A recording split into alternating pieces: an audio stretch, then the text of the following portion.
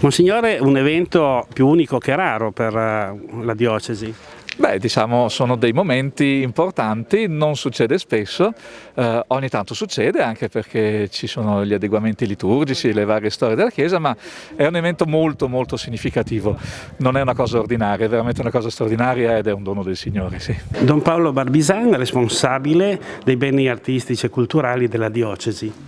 Buongiorno a tutti e siamo contenti quest'oggi di questo evento particolare della consacrazione di un nuovo altare in questo santuario di Santa Maria della Vittoria, un altare che è una vera e propria opera d'arte nella quale abbiamo trattato questa puddinga del Montello in maniera, mi viene da dire, proprio artistica. Ecco.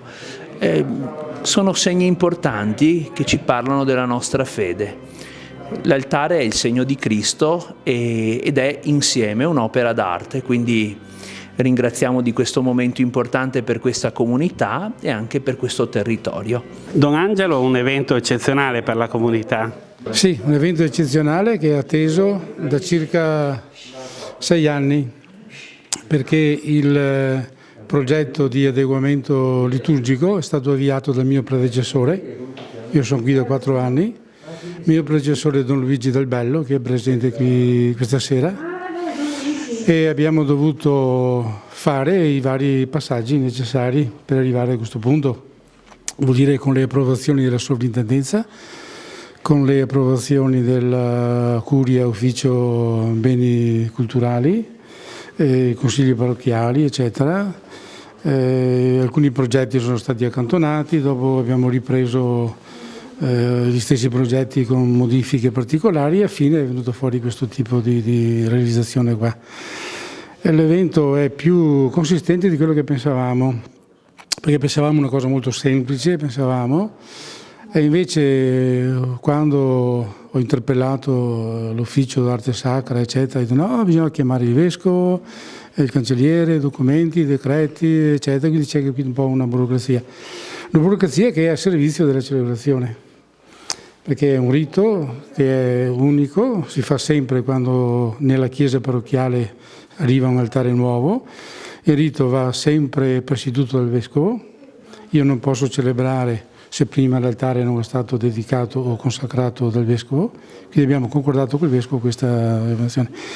C'è stato anche tutto il lavoro di sensibilizzare la comunità parrocchiale, per un po' perché erano legati all'altare vecchio, domandano cosa serve quello nuovo, per cui far capire tutti i passaggi necessari per arrivare all'altare nuovo e anche spiegare poi la celebrazione, quindi coinvolgere il consiglio pastorale, coinvolgere volontariato, organismi per la liturgia, un po' per garantire una celebrazione bella e anche che la gente arrivi a questo momento preparata, consapevole. Don Luigi, lei è l'iniziatore di tutto quello che succederà oggi.